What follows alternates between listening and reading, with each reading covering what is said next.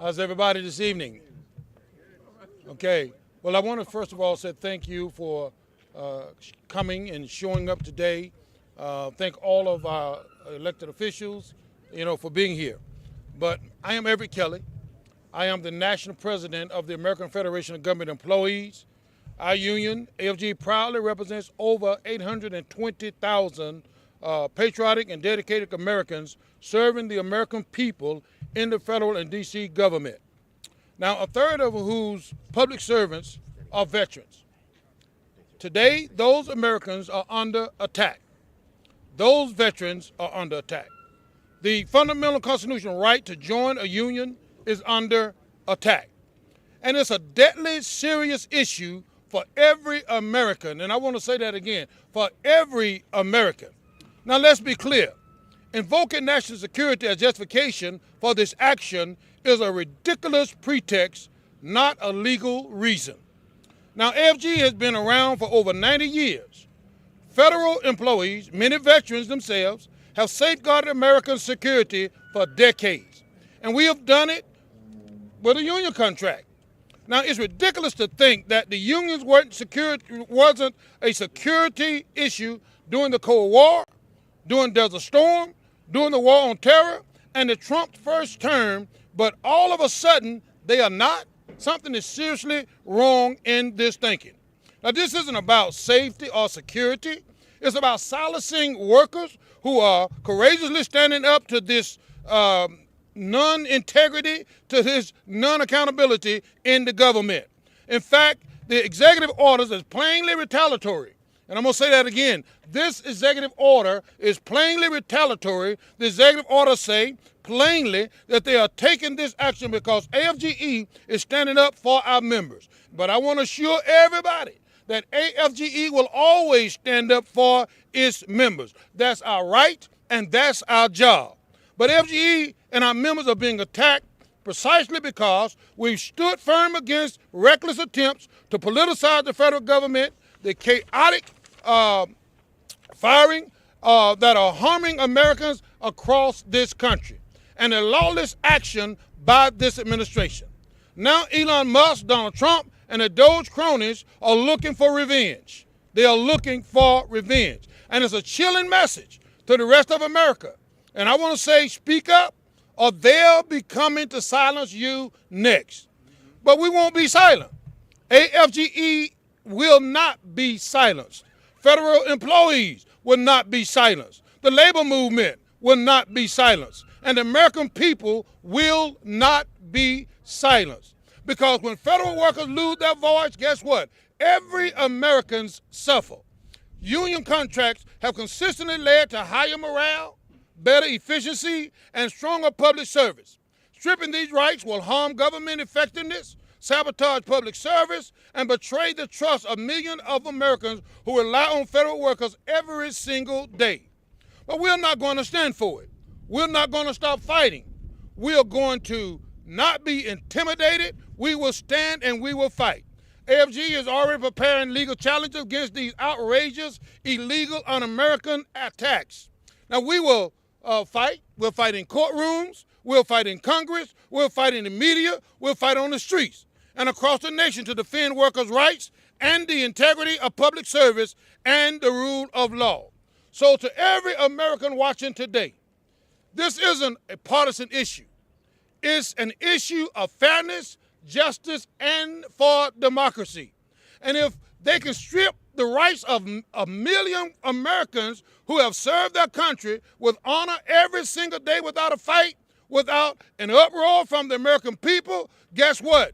Your rights will be next. So it's time for choosing. Are you the Americans whose freedom are under attack? The veteran, the Social Security worker, the nurse, the doctor, the park ranger, the correctional officer, or more? Or are you on the side of the people trying to take those fundamental freedoms away? Elon Musk, Donald Trump, the billionaire oligarchs, and their Doge machines. As for me and my house, we're on the side of the American people. As for me and my house, we're on the side of righteousness, of the veterans, of the people who keep America running, of the one who helps our seniors, are the people who keep our food safe to eat and our environment clean. Federal workers keep America running. And at this time, what we should be doing is thanking the federal workers and not coming against the federal workers. But we're not going to just stand by and let it happen. We are going to fight. We're going to fight in every way that we can, and we're going to have allies. The entire labor movement is going to fight with us. Yes. The Congress is going to fight with us, and the Senate is going to fight with us. And I encourage America to stand up now and make your voice heard, or forever your voice will be silenced. Are we going to allow our voice to be silent? No. We're going to stand up and we're going to fight. Thank you, thank you, thank you, and I love you all. Thank you. Okay, now we're going to ask Congressman Jamie Raskin, all right, our friend, our champion, to come. All right. Well, look, they brought chaos to the Federal Aviation Administration, and they brought chaos to the Social Security Administration. They brought chaos to NOAA and the National Weather Service. They brought chaos to the NIH. They brought chaos and retaliation and revenge to the Department of Justice and the FBI, and now they're bringing chaos and retaliation against the American labor movement. And I am proud to stand with my friends at AFGE and AFSCME and throughout the entire AFL-CIO on the part of democracy and freedom in America against this authoritarian takeover of all of our institutions. It is, as President Kelly said, a clear case of First Amendment viewpoint discrimination and political retaliation against AFGE and other unions for standing up for the rights of federal workers. They don't have the power to breach existing collective bargaining agreements based on anti-speech discrimination. And that's exactly what's going on. And it's clear as day that they are retaliating against the labor movement for standing up for the rights of workers. And you know, when right-wing coups and authoritarian takeovers happen all over the world, the first thing they do is they attack the civil service, and then they attack the labor movement. And sure enough, out of the authoritarian playbook, they're coming after the federal workforce, and they're coming after the labor movement right now. Now, if you listen to what Elon Musk and Peter Thiel and their intellectual guru Curtis Yarvin say, they believe democracy is defunct. They believe we are in a post-constitutional order. They believe we are in the midst of regime change. They think they're going to replace the government and the federal agencies and departments that have actually been authorized and appropriated by the U.S. Congress with something completely different. They want to replace the American government with a new techno-state that will govern the United States and Greenland and Canada and Panama. We are here to stand up for the Constitution. We are here to stand up for the democracy. We are here to stand up for the federal workforce that's been authorized. We're here to stand up for the civil service, and we're here to stand up for the American labor movement today, and we're not turning around. No, sir. I'd like to introduce my colleague from the great 5th District of Maryland, Steny Hoyer, the former majority leader of the House and a great champion of the labor movement. Yes, yes. Thank you. I want to thank Jamie Raskin. I want to thank the leaders of our federal labor movement. I think Liz Shuler, President Saunders, and others who represent a broader spectrum. Because as President Kelly said, this is not simply about federal employees. This is not simply about public employees. This is about whether Americans are going to have the right to organize and bargain collectively. Yes, sir. Which is an inherent right in almost every democracy of the world. As a matter of fact, every democracy of the world. I can remember when Lech Walesa was arguing for freedom from Soviet domination, from communist oppression. And he talked about organizing, talked about solidarity. He talked about organizing and bargaining because we know as individuals you cannot bargain with great enterprises. That's right. So you need to be organized collectively so you're representing the interest of many, not the few. I was at the Supreme Court yesterday. It says we're a nation of laws. We are not a nation of executive orders. That's right, sir. That's right. And what we have seen over the last 2+ months, almost 3 months now, is a president who believes he can organize and govern by fiat. Yes. That is called dictatorship, Yes, sir. not democracy. That's right. Donald Trump's executive order terminating union rights for hundreds of thousands of federal workers is destructive, very disturbing, and perhaps, and probably, not perhaps, probably illegal. That's right. That's right. It is illegal. Now, let me tell you what he's doing now. Homan, who heads up the immigration authority, said he doesn't care what the courts say.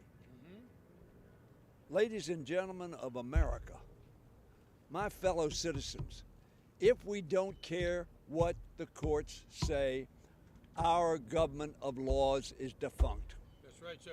It's not surprising, however.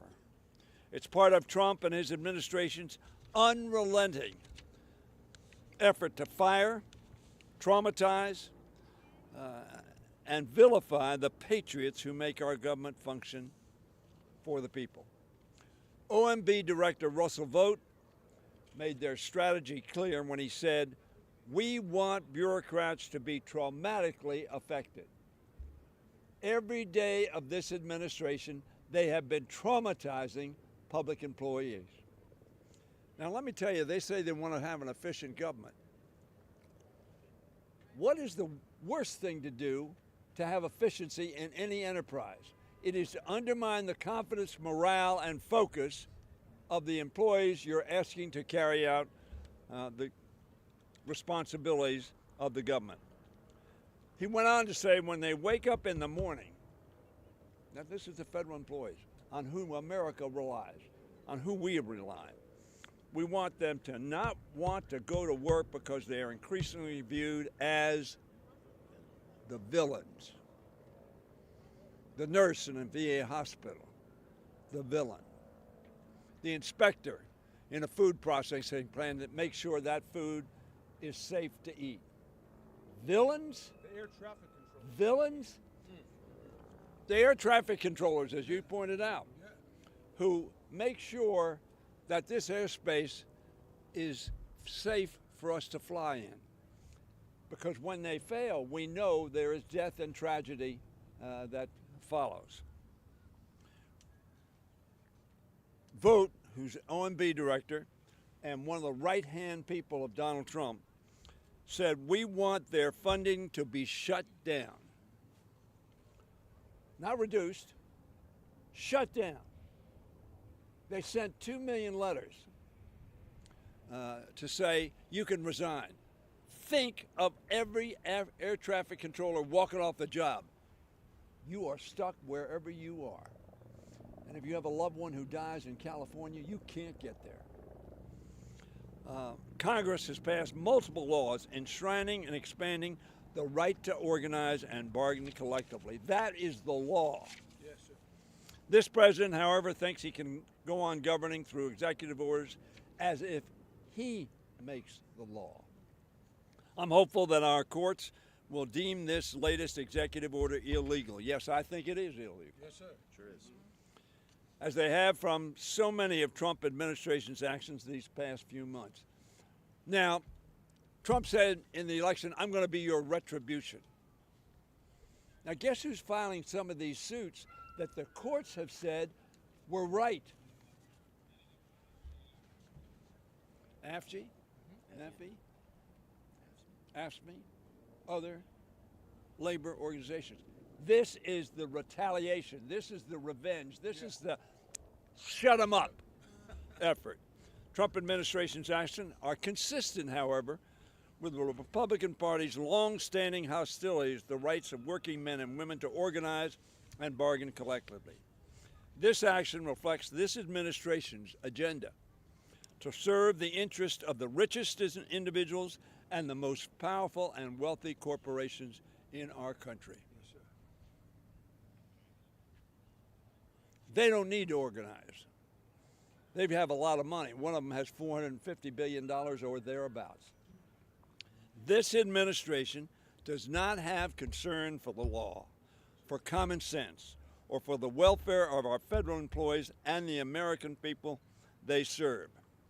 But by God, all of us do in standing here, and I hope all of you standing in front of me do, because we want America to continue to be America. Yes, sir. That recognizes the rights of individuals Yes, sir. to come together and to express to the Congress, to the President, their grievances, and be able to bargain for their rights. Yes.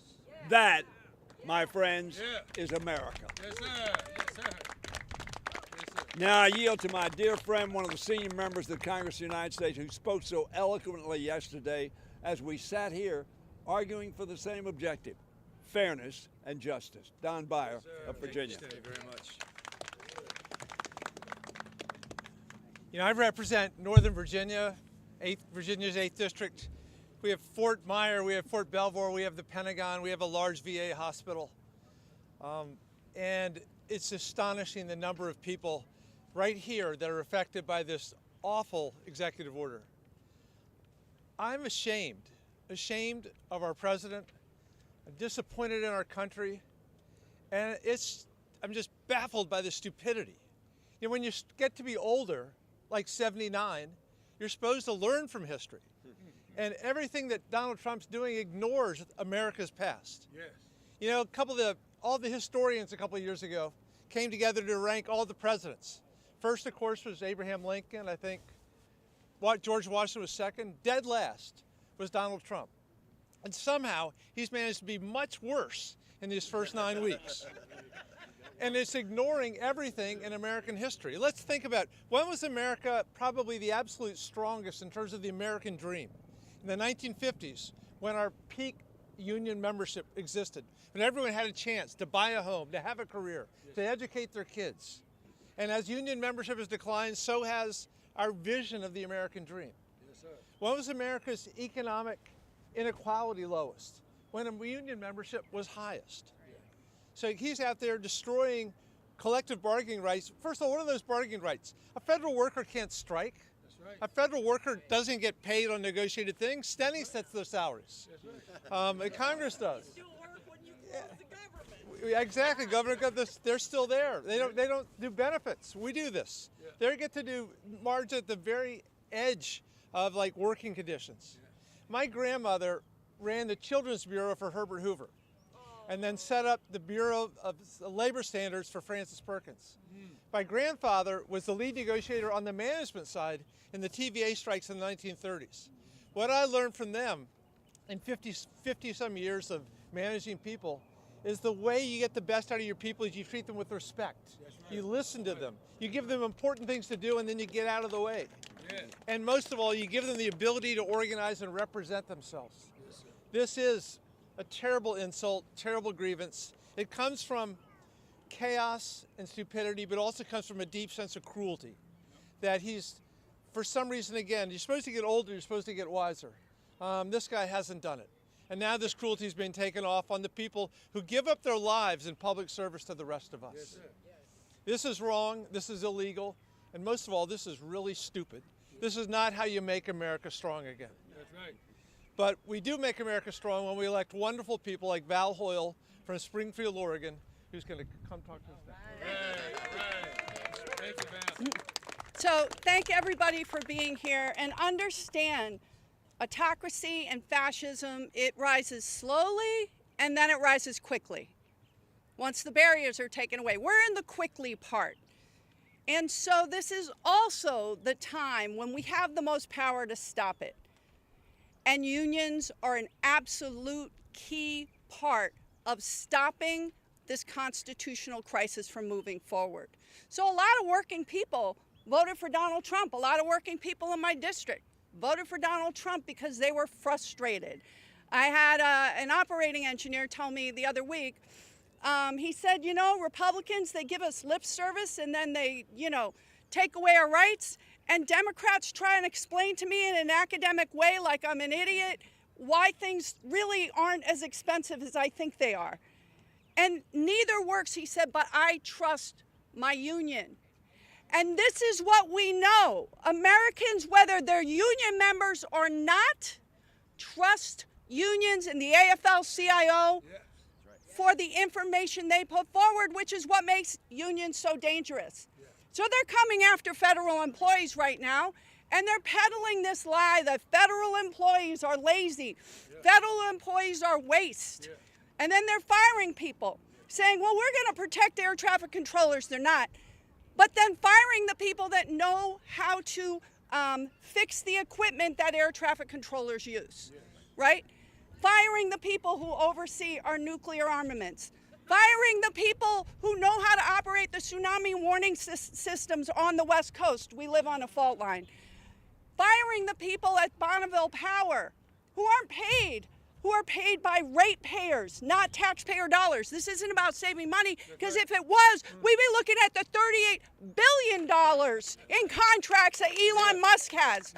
We would be looking at the private contracts for the Department of Defense, where they just failed their 7th audit.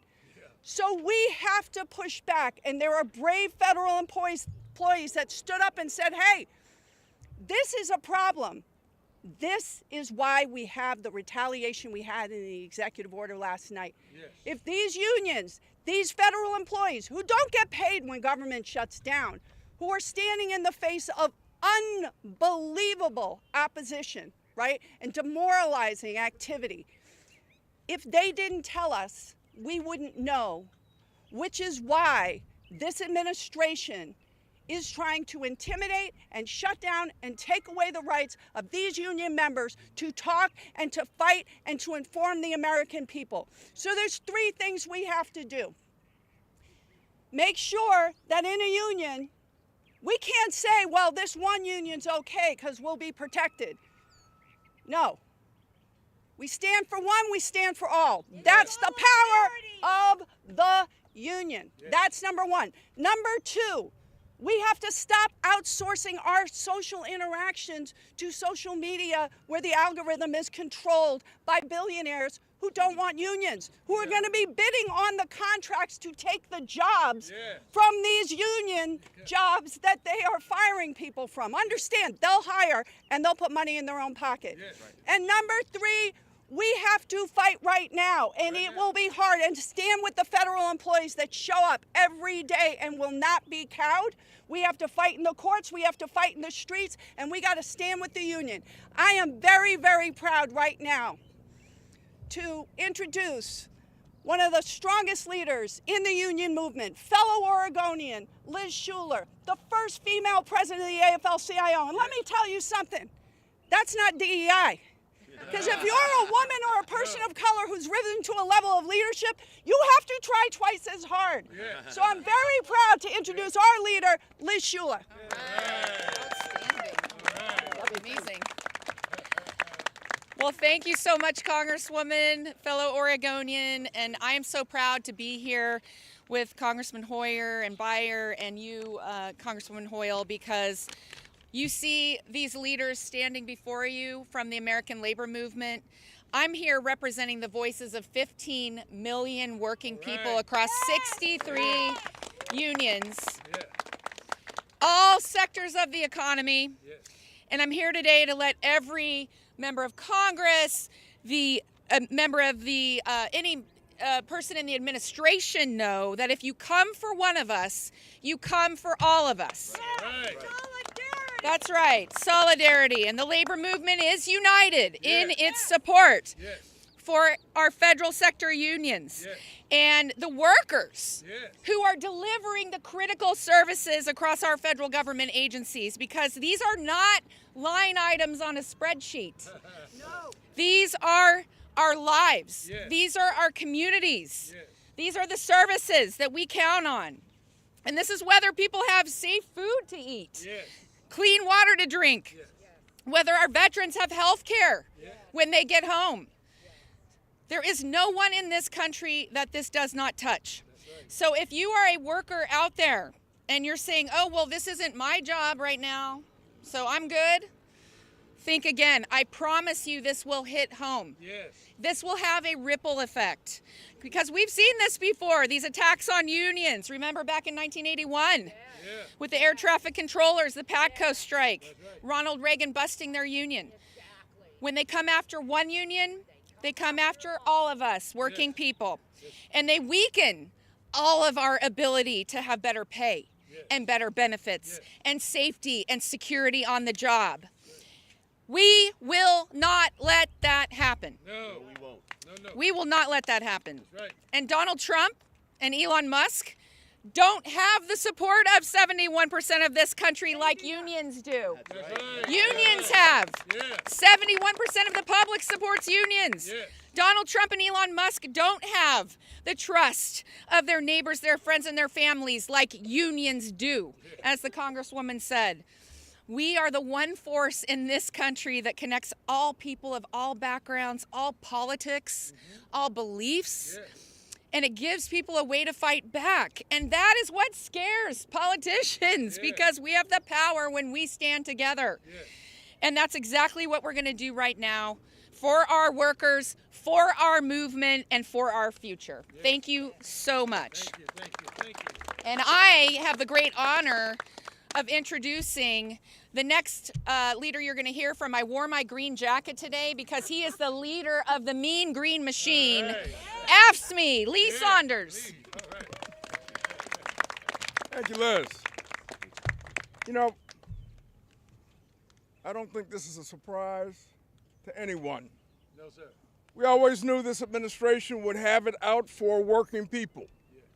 And look what's happening now.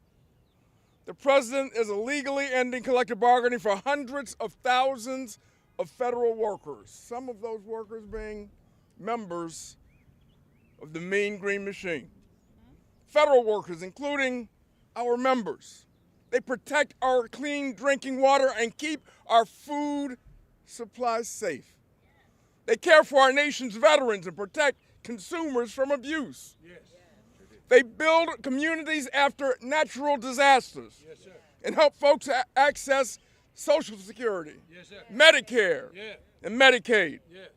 This is the work. This is the work that matters. Their work matters. Their voices matter. Their rights matter. Americans depend upon these essential and public services every single day. That's right, sir. You know, the billionaires running this administration already have more money than God and more power than ever before. But they will not stop. No. They will not stop until the voices of working people are silent. Yes, sir. Well, let me tell you something. The labor movement and working Americans will not let that happen. All right, sir. All right. The truth is President Trump just can't stand that workers and their unions are leading the fight. We are leading the fight to keep Elon Musk and his lackeys out of our Social Security system. All right, sir. He can't stand that workers and their unions are leading the fight to get federal cancer researchers, caregivers, and park rangers their jobs back. We are leading that fight, and he knows it. He can't stand that workers and their unions are leading the fight to save the voice of America. The Department of Education and the many other agencies unlawfully gutted by his administration. Well, let me say this. AFSCME's 1.4 million members aren't going anywhere. All right, sir. The labor movement is not going anywhere, and we will not sit silent while this president illegally shreds the rights of workers. We will not stand silent. No, sir. We're not going to sit silent while billionaires, bulldoze our system of checks and balances, and ignore the rule of law. No, sir.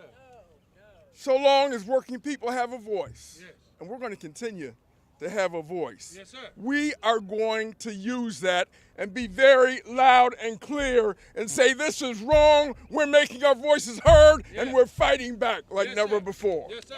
Yeah. Right.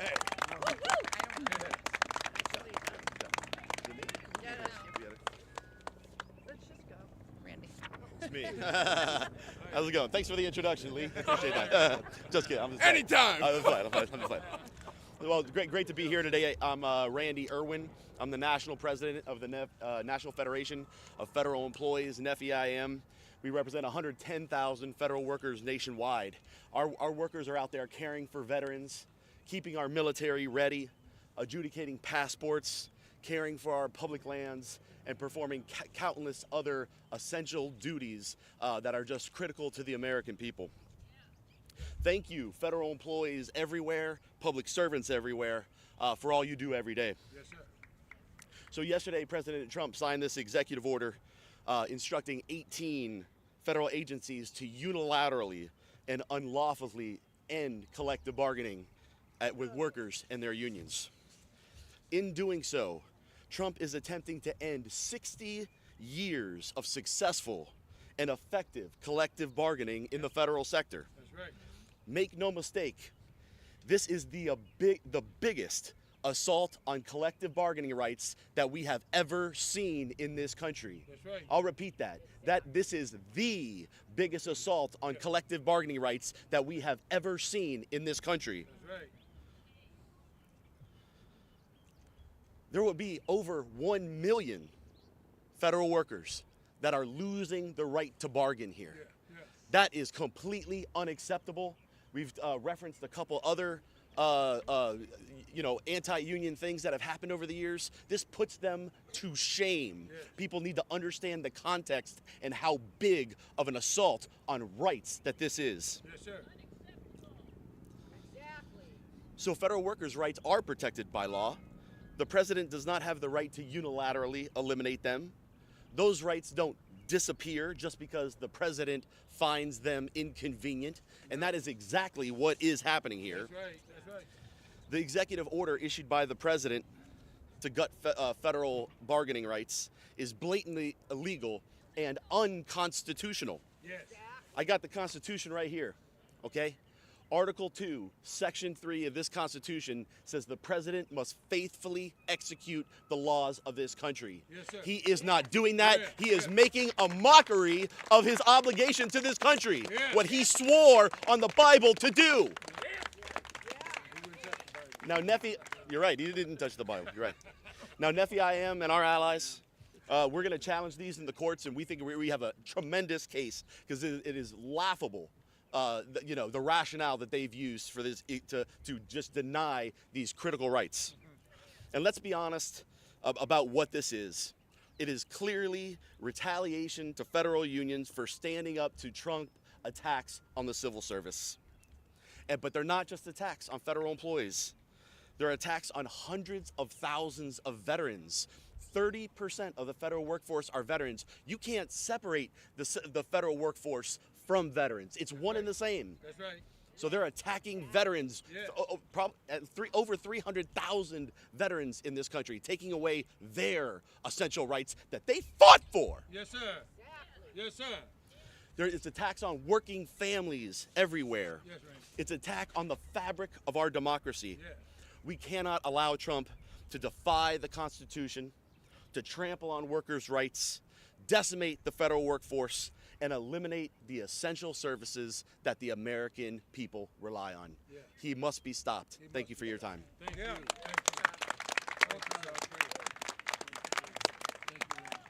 Hi, good afternoon, everybody. My name is Matt Biggs. I'm the president of the International Federation of Professional and Technical Engineers. Our union represents 90,000 workers, 34,000 of which are federal employees. And I'll just say this, that the real practical impact what this president's doing with this executive order, and it's illegal. It's just the latest illegal activity of this president in a long line of illegal activities, by the way. But it's going to hurt our national security. I mean, IFPTE we were founded in 1918. Our first local was Local 1 at the Norfolk Naval Shipyard, a place I was at this morning, by the way. And this union and all the unions throughout NAVC anyway, where we represent workers at all 4 naval shipyards, we enjoy very productive labor management partnerships with NAVC. And through those partnerships, our members in the Navy are able to get the ships and the submarines out to sea on time, in a safe manner, and efficiently, under budget. And it's through these partnerships that we're able to accomplish that work. This is very critical work, obviously, for our nation. We're the strongest Navy in the world. Currently, at this particular time in our history, we need a very strong Navy. And with this executive order, this president has just taken a wrecking ball to our national security, particularly at our naval shipyards. I'll also say this: they can try to take away our collective bargaining rights. We existed before we had legally protected collective bargaining rights. All right, let's not forget that. That's right. The reason why we have laws in place, not only in the federal sector but in the private sector, is because workers stood up, they organized, they took to the streets, and they demanded a fair wage and benefits and health and a fair pension. And they can try to take away these collective bargaining rights. They won't be successful. We're going to sue. We're going to win. But it doesn't matter. Our unions are going to exist. They're not going anywhere. Right. Our unions are going to grow. Right. Our unions are going to grow. Yep. And if they think we're going to take this line down, they got another thing coming. We're going to give them hell. Thanks, everybody. Yep. Listen, I want to say thank you to all of the congressional personnel that's here with us, to all of the labor movement that's here with us. This is the point that we need to just drive home. The labor movement is going nowhere. Right. AFG East in 1932 was faced with these same issues. And we came together, we formed our union, we began to fight back. And now we have DOGE. Now, they say it's for the Department of what? Government efficiency? I say it's the Department of Government evil, okay? Because to take 1 million workers and slash them of their right is downright evil, right? To take and say that we're going to kill, in retrospect, 80,000 VA workers as it relates to the jobs, that's downright evil, right? Come on, y'all, what is it? It's evil. To take 47,000 TSA workers and slash them of their contract is downright evil. And guess what? God got a place for evil folk. You're on your way. Thank you. God bless you all. I love you all. Thank you. Thank you. Love you. We're going to do a Q&A. We'll have questions. Press, you take any questions? Yeah. You all have touched on this, but how is it possible if you have collective bargaining agreements in place currently, how can those be legally broken? See, that's the point. They are not legally broken. They're illegal broken, okay? Because we do have a contract. We believe that it's a violation of the Constitution to come in and take away those contracts that the agencies have made with these employees. Can I add something to that? Sure. So the federal law gives federal employees the right to engage in collective bargaining. That's how these unions were formed. The executive order cannot override federal law, much less can it override the Constitution of the United States. That's the problem with all of his executive orders. An executive order is just an order from the president to his staff. And he thinks that it trumps federal law and that it trumps the Constitution, and it doesn't. And I think this is a winning case for the labor movement, but it's going to cause a lot of chaos in the meantime. Yeah. That's the idea. I made the comment that the person who heads up their immigration side made the chilling comment, I don't care what the courts say. Every American ought to think about that. because without the law, we are going to be chaos, which we have chaos and crisis in this administration. Yes. But without the law, the country will be in chaos. Yes. It is what makes us different. It is what makes us stable. It is what gives us a justice system in America. Yes. So this, they know that. I think they know this is illegal. I don't think they wrote this and said, "Oh well, this is legal." There is a law, as Mr. Raskin said. There is a law. They know this is inconsistent with the law. They try to claim that the EPA is a security agency. With all due respect, I think the EPA is an important agency. Not only do they want to take bargaining rights away, they want to take EPA away. Yeah. So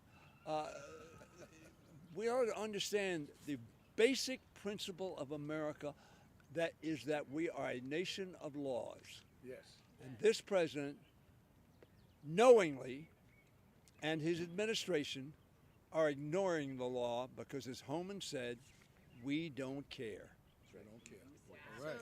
Here's just very simply, they're using the guise of national security to say that that's why these bargaining rights need to be taken away. The same people who warned our Department of Defense not to use an unsecured signal chat to, talk about war plans are somehow a danger to our national security. Yeah. But this administration knows it's illegal. So what they have done is they are breaking down the constitutionally directed separation of the branches of government that provide checks and balances. We just had the House and the Senate give away so many, like basically our power of the purse, so they feel like they've got the Congress in their pocket. Now they're going to try and ignore the courts. So they know it's illegal, and they're just going to keep pushing, hoping that at some point they can open a door, open a window, kick in a wall, and then just roll everyone, which is why it's important that we stop this right now and stand with every federal employee that stands to lose their voice. That's right. Thank you. Thank you. All right. Anyone else?